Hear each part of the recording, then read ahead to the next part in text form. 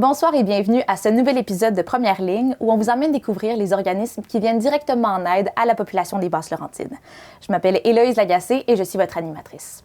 Ce soir, nous nous penchons sur la réalité d'un groupe qui représente près du quart de la société, c'est-à-dire les aînés. Nous découvrirons ensemble celles et ceux qui accompagnent ce groupe dans les hauts et les bas de l'âge d'or. Bonne émission.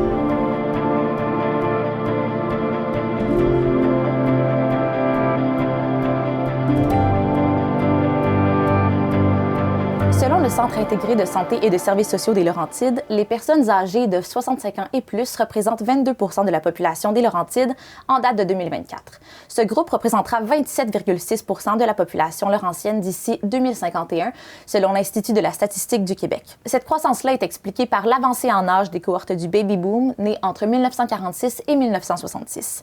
On fait alors référence au phénomène de vieillissement de la population. Et qui dit augmentation du nombre d'aînés, dit augmentation de la demande en matière de services qui viennent pallier de nombreux enjeux comme la perte d'autonomie, les problèmes de santé variés et l'accessibilité à un logement adapté. 93,7 % des personnes de plus de 65 ans vivent en ménage privé selon une donnée de 2021 du CIS des Laurentides. Selon Aide chez soi, le maintien à domicile des aînés est crucial.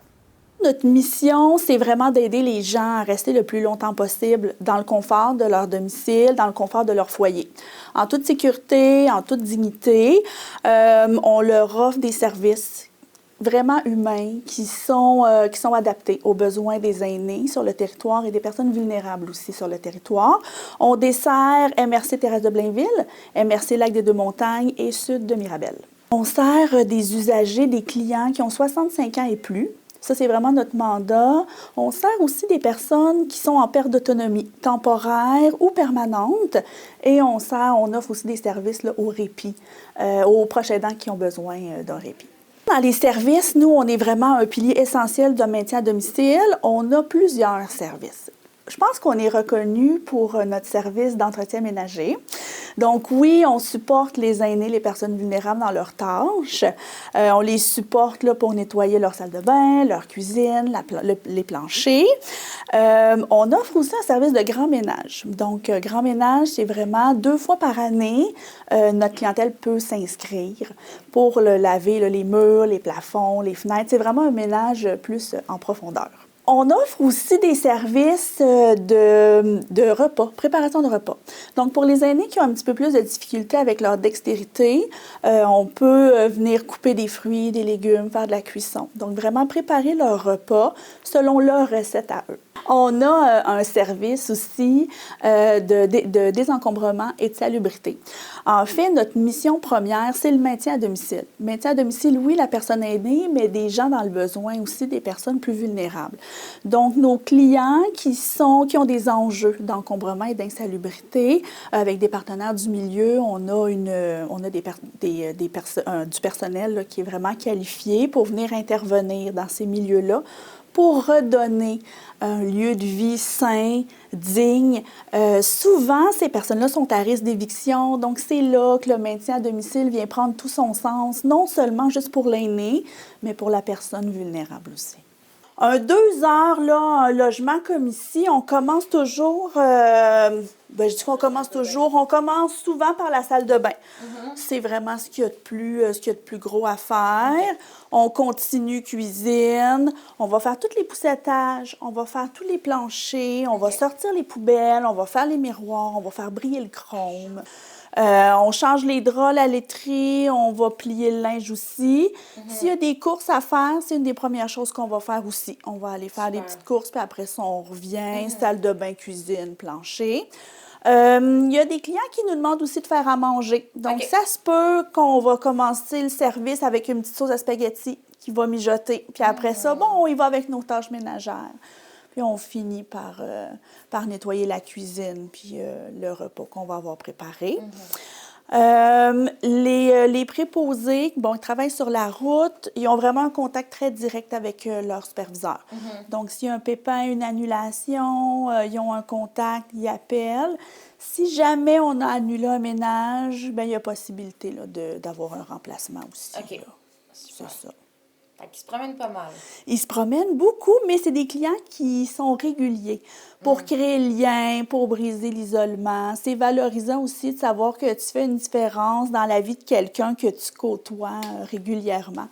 Il y a des clients qui voient plus leur préposé que leur propre famille. Tu sais, aux 2 semaines, là, ça nous fait une vingtaine de visites par année. Donc, c'est sûr que le lien, la proximité est vite développée, là. Ah, c'est le fun. Puis justement, c'est ça, vous dites briser l'isolement. C'est non seulement un moment pour ramasser, faire le ménage, cuisiner, faire les courses, mais pour connecter avec la Bien, personne. pour connecter, il y a aussi, chez soi, nos préposés, c'est aussi une vigie, une sentinelle pour alerter aussi, pour soulever des alertes. Ah, OK, on sent qu'il y a qu'une certaine dame peut perdre un petit peu plus d'autonomie. Et là, bon, on a le contact avec la famille, donc on vient vraiment encadrer cette cliente-là. En offrant peut-être plus de services, en allant ajouter d'autres services de d'autres organismes aussi. On parle beaucoup à d'autres organismes pour être certain que le maintien à domicile peut être maintenu le plus rapidement possible, le plus longtemps possible, en ajoutant une popote roulante, en ajoutant un répit supplémentaire, donc en ajoutant des services de soins, services d'hygiène. Donc, c'est vraiment pour venir bien encadrer notre clientèle. C'est quand la première fois que vous avez fait appel à Aide chez soi ou qu'on a fait appel à Aide chez soi? Bien là, je viens de l'apprendre en 2004. Sinon, je n'aurais pas pu te répondre. Puis comment vous trouvez ça, Aide chez soi? Ben, j'aime ça. Oui. Vu que je suis seule, en même temps, ça me donne de la compagnie. Non, ils travaillent très bien, très, très, très bien. Ils sont corrects, les filles. C'est sûr, je vais vous avouer que c'est pas n'importe qui peut rentrer chez nous. OK. Ouais. Parce que ça a déjà arrivé que je n'étais pas capable, il a fallu que j'appelle, puis que je change. Parce qu'en énergie, là, moi, ça me dérange. Mais c'est normal, c'est Ben, notre intimité. Je pense que je suis capricieuse à quelque part. Mais c'est ça, c'est des gens qu'on ne connaît pas toujours au début qui Ben, rentrent dans notre maison, c'est normal. Mais Ben, pourtant, les autres, j'ai commencé les premières fois, puis je les ai laissés aller. Fait que c'est une Parce question que d'instinct. parce que je le ressens. Ah. Mais que j'appelle n'importe qui à coop, là, que je parle n'importe qui, ils sont tous très sympathiques. Fait que, Puis comment vous trouvez ça de justement pouvoir créer des belles amitiés avec ces gens-là? merveilleux. Ouais. Surtout, moi, je suis une personne toute seule. Avant, je parlais à mon chat, mais là, je n'ai plus. Fait que, là, je t'avoue, j'ai pris 3 heures, justement, pour avoir 1 heure de plus. Mais oui, pour Parce que jaser. 2 heures, normalement, on en masse. J'avais-tu 3 heures avec Marie-Ève, je ne me rappelle plus. Oui, elle me fait signe que oui. La seule affaire qui ont de la misère avec moi, c'est de faire mon lavage. Ça, je le garde pour moi. Ben, il faut que je me garde quelque petite chose. Ben oui. À un moment donné, là. Voilà, mais que je ne vois plus bien, ben, peut-être que ça va changer, je ne sais pas. C'est pour ça que le monde, il dit, comment ça tu ris tout le temps? Parce que ça me donne quoi de pleurer? Ça n'améliorera pas mon sort. C'est l'affaire qui me manque, je m'ennuie, c'est ma danse. Je ne peux plus danser. Non. OK. Je ne peux plus danser, je ne peux plus marcher. Mais je n'ai pas dit mon dernier mot. Parce que je suis posée être en chaise roulante, puis je ne suis pas. Je comprends. Mon médecin, elle m'appelait la petite miraculeuse. C'est vrai. Non, moi, je me dis, ça se passe là. Ben, écoutez, selon ce que vous me dites, vous êtes quelqu'un qui ne lâche pas. Non, c'est vrai, je lâche pas. Ils en ont tellement à nous raconter, puis on en apprend tellement, là. J'ai trouvé ça très bénéfique. Ça rouvre, on voit... J'ai pas peur de vieillir, on dirait, là, tu sais. Ça m'a comme appris à... Tu sais, je me dis, bon, ben probablement qu'un jour, c'est moi qui vais avoir besoin de ces services-là, tu sais. Fait que si on continue à former notre personnel comme ça, ben tu sais, ça va être super, là. Moi, quand j'ai commencé à travailler, je voyais il y avait beaucoup de solitude chez ces gens-là. Donc, ils ont besoin de parler. Donc, mais au-delà des personnes âgées, il y a également aussi des gens qui peuvent être moins âgés également, qui vivent, par exemple, un cancer. Donc, moi, je me suis occupé d'une personne, d'une jeune maman monoparentale de 2 enfants pendant X temps. Je l'avais 5 heures par semaine. Et puis, ben c'est ça, cette personne-là, je faisais des courses pour elle, je faisais du ménage, du lavage. Et puis, c'est quelque chose quand même qu'on apprend beaucoup aussi, même avec des gens qui sont moins âgés aussi, dans le fond, là. Ces organismes viennent en aide non seulement aux aînés vulnérables, mais aussi aux proches aidants qui les accompagnent. On offre aussi un beau service. C'est un service de répit. Dans le fond, on a une belle cohorte d'une dizaine de préposés qui sont formés pour tenir compagnie, pour accompagner, pour offrir leur présence aux proches aidés, pour donner un beau moment de répit aux proches aidants qui en ont grandement besoin. On a un beau département aussi de soins à la personne. Donc, on offre de l'assistance personnelle, de l'assistance pour offrir médication, des soins de base, l'hygiène personnelle. C'est vraiment des services qui sont adaptés selon les besoins là, de notre clientèle. Les proches aidants sont souvent très sollicités. Donc, notre clientèle qui est capable de demander de l'aide, pas juste à ses proches, ça leur permet de vivre des bons moments, justement, avec leurs proches, au lieu de toujours leur demander de les aider dans certaines tâches. Donc, nous, on vient en renfort, supporter leur quotidien. Puis la famille, les proches, mais ils profitent vraiment des bons moments là, avec leur aîné.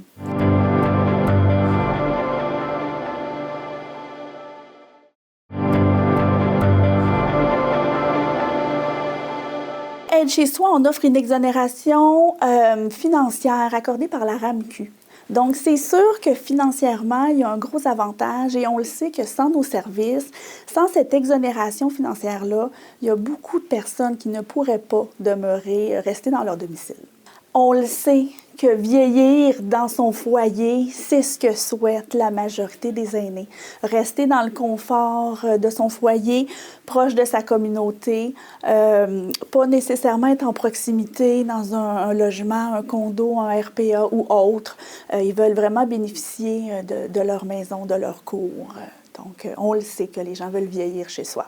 Bien, c'est ça, hein, la réalité est là. Hein, les centres pour personnes âgées, les CHSLD, ces choses-là, c'est comme saturé là, au niveau il n'y a pas beaucoup de places disponibles. Puis en même temps, bon, la population vieillit. On sait que la population vieillit, là, donc forcément. Puis qu'est-ce qui arrive? Bien, c'est ça, on sent qu'on a une mission là-dedans aussi, là, tu sais, avec les gens, tu sais, de les garder le plus longtemps possible. Moi, tous les gens avec qui je m'occupe, ils sont bien à la maison, là, sont bien dans le confort de leur maison ou de leur appartement, tu sais. Donc, c'est difficile que la population vieillit, donc on a un rôle encore de plus en plus important. En 2031, le quart de la population va avoir 65 ans et plus. Donc, c'est sûr qu'on va être de plus en plus on va avoir de plus en plus à côtoyer cette population-là. Qu'est-ce que ça apporte? Bien, c'est sûr que ça apporte un côté bienveillant, ça apporte beaucoup d'empathie. On se dit qu'il faut vraiment choyer nos aînés. On vient chercher beaucoup notre valorisation par nous autres mêmes puis par rapport à nos clients membres, là, dans le fond. Là, on ne voit pas des annonces de préposés, comment dire... On est humble, c'est un métier humble, je peux dire. Là. C'est du 1 à 1 à chaque jour, tu sais, eux autres, ils nous attendent, c'est important, ils sont contents de nous voir, puis tu sais, je pense que sans nous, en fait, tu sais, il y en a plusieurs qui, peut-être que ça serait pas possible là, qu'ils restent à la maison, là, tu sais, fait que concrètement, c'est de les garder le plus longtemps possible à la maison, là, dans leurs choses, tu sais, qu'ils soient bien dans leur domicile. C'est sûr qu'on est en recrutement constant. On a vraiment besoin d'une relève, mais on le sait que c'est un métier d'avenir. On le sait que c'est un métier que l'intelligence artificielle ne viendra jamais prendre la place. On est plusieurs, on est 4 coachs formateurs, dans le fond, dans l'équipe. Et puis, dans le fond, quand le nouveau ou la nouvelle vient, bien, ils nous accompagnent chez nos clients. Donc, ils nous voient travailler, on leur montre comment faire, autant au niveau du savoir-être que le savoir-faire. L'employé, il faut qu'il soit à l'écoute beaucoup des besoins des clients, un côté très empathique, là, je te dirais. Puis c'est vraiment professionnel. Là, maintenant, on offre des formations les 3 premiers mois. On accompagne les nouvelles recrues. Fait qu'ils ne sont pas laissés... à eux autres mêmes, là, tu sais. Fait qu'on les encadre vraiment comme il faut. Puis conciliation aussi, l'employeur, là, travail, vie personnelle, très à l'écoute là, des besoins de ses employés et des besoins de ses clients aussi, là, tu sais. C'est une clientèle qui est vraiment riche. qui est vraiment riche en expérience. On gagne à les côtoyer justement pour leur expérience de vie. Ça nous apprend beaucoup. Nos préposés nous le disent aussi, de les côtoyer. On a des préposés qui sont encore aux études, donc de les côtoyer, ça leur apporte beaucoup de maturité, ça apporte beaucoup d'empathie, de bienveillance. Nos préposés sont très respectueuses, mais ils développent encore plus le sentiment d'aider dans la communauté. On a une cliente, elle avait 90 ans, et puis sa préposée devait faire 2 heures de ménage. C'était quasiment la veille de Noël, on parle de 20 décembre. Et la cliente dit, on laisse faire mon ménage aujourd'hui, parce que je veux vraiment que tu m'aides à monter mon arbre de Noël. Donc, pendant 2 heures, la préposée et la cliente ont monté le sapin, la crèche, l'étoile. Ça a été son dernier Noël. Mais dans le fond, c'est ça, être chez soi. C'est l'humanité, c'est la chaleur humaine, c'est de donner un peu de magie aussi aux personnes aînées vulnérables de la région. L'apport de ces organismes serait donc beaucoup plus grand que les services d'aide à domicile octroyés. Ces ressources permettraient, entre autres, d'offrir des moments de connexion pour un groupe souvent isolé. C'est aussi l'approche de Vigilange qui se veut un réseau de proximité aux aînés. Vigilange, c'est un organisme qui a été créé par la TRARA, qui est la table de regroupement des aînés de la région. Eux, ils ont sondé un peu les aînés à savoir c'était quoi leurs besoins. Ils sont aperçus que les gens ils avaient besoin d'aide pour dans plein de domaines de leur vie, dans le fond, là, que ce soit pour chercher des services, pour faire la paperasse avec le gouvernement aussi, que c'est complexe, fait qu'on les accompagne là-dedans. C'est ça l'objectif de Vigilange maintenant, c'est qu'il y a des intervenants qui vont évaluer les besoins des gens à domicile. Puis, une fois qu'on évalue les besoins de la personne, bien, on peut la référer vers les bonnes ressources, les bons services, que ce soit au niveau du CLSC, que ce soit au niveau des organismes communautaires qui sont complémentaires avec nous. Donc, il y a toutes sortes de façons de trouver des solutions pour les personnes. Nous, on dessert les aînés de 65 ans et plus et leurs proches aidants. Donc, si vous êtes un proche aidant ou un aîné, vous pouvez solliciter Vigilange pour vous aider. C'est comme les proches aidants, souvent, ils sont épuisés. Ils attendent un certain temps avant de demander de l'aide. Fait que quand ils arrivent ici, bien, il est à temps et on peut leur donner un petit coup de pouce là, pour leur donner un peu de répit. Les aînés, généralement, soit qu'ils viennent par eux-mêmes parce qu'ils ont vu notre promotion dans un journal, dans les dépliants qu'on distribue, ou bien on a des vigies aussi qui font du repérage des aînés, dans le fond. Fait qu'ils peuvent nous référer les gens qui auraient besoin de soutien. Suite à ça, bien, on a un intervenant qui va faire une évaluation à domicile, une évaluation des besoins, parce que des fois, les gens ils arrivent avec un besoin simple comme je voudrais peut-être recevoir la popote roulante, mais finalement, quand on creuse un petit peu, bien, il y a toutes sortes d'autres petites problématiques qui surgissent, puis qu'on peut les accompagner aussi là, vers les bonnes ressources. On essaie d'être beaucoup sur le terrain. Intervenant de milieu, c'est une approche qui est collée aux intervenants, aux travailleurs de rue, en fait, là, qui est une approche pour les gens, personnes en situation d'itinérance. Nous, on essaie d'aller dans les milieux où est-ce que les aînés sont pour vraiment aller à leur rencontre puis évaluer s'ils ont des besoins quelconques. Puis c'est sûr qu'on a aussi nos vigies qui vont nous référer des personnes. Donc, aussitôt qu'on a des nouvelles demandes, on doit évidemment prendre contact avec eux puis aller à domicile. Moi, ça fait 3 ans en fait, là, que je travaille auprès des aînés ici à Vigilange, puis de plus en plus, je me rends compte que c'est très difficile. La demande est de plus en plus présente, puis une situation va être de plus en plus complexe. On le voit vraiment beaucoup, fait que c'est sûr que ça meuble un peu plus nos journées, nos semaines. Là, ça demande un peu plus de travail à ce niveau-là, mais c'est aussi plus exigeant. Tu sais, je pense comme intervenant, on doit apprendre à beaucoup se protéger, pas ramener le travail à la maison, puis penser à ces personnes-là, mais c'est difficile. Tu sais, c'est des gens qui restent seuls, qui n'ont pas de famille, de réseau. Fait que c'est sûr que c'est difficile. Je fais mon baccalauréat en travail social. J'ai fait ma technique en travail social aussi avant. Donc, c'est sûr que j'ai exploré beaucoup de clientèle. J'ai travaillé auprès des adolescents, auprès des enfants, auprès des personnes avec une déficience intellectuelle. Bref, donc là, j'arrive ici en espoir d'apprendre un peu plus sur une différente clientèle. On va à domicile, fait que c'est quelque chose qui est différent. Travail des milieux, j'avais jamais vraiment exploré ça. Donc, pour moi, c'est quand même nouveau, puis c'est ça. C'est sûr que c'est quand même difficile. Il y a beaucoup d'enjeux auprès de ces personnes-là. Mais je pense que c'est des beaux défis, puis c'est important, justement, qu'il y ait des intervenants, puis des stagiaires, puis des personnes qui veulent faire ce travail-là parce qu'on en a besoin clairement. Là. Il y a un manque. C'est flagrant, là, que ce soit dans les services, dans les employés, il manque de tout pour combler les besoins des personnes. Puis ça paraît beaucoup parce que nous, quand on arrive, qu'on évalue des besoins, puis qu'après on veut référer à des organismes ou à des ressources, puis qu'il n'y a plus de place ou que c'est ça, des files d'attente de 2 ans, puis ou qu'il n'y a pas le service, bien, c'est un gros défi pour nous, les intervenants. J'ai pu discuter avec Mme Marcelle Desbiens, qui reçoit le soutien de Vigilange au suite d'un diagnostic d'Alzheimer. Ça fait déjà quelques années, j'ai appelé Vigilange parce que je me sentais mal à l'aise et j'étais pas bien.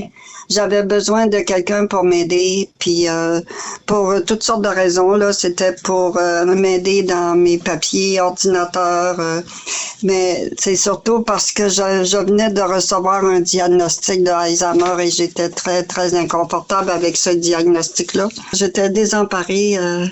C'était un choc, vraiment un grand choc, la façon que ça s'est passé, parce que c'est même pas lui qui me l'a annoncé.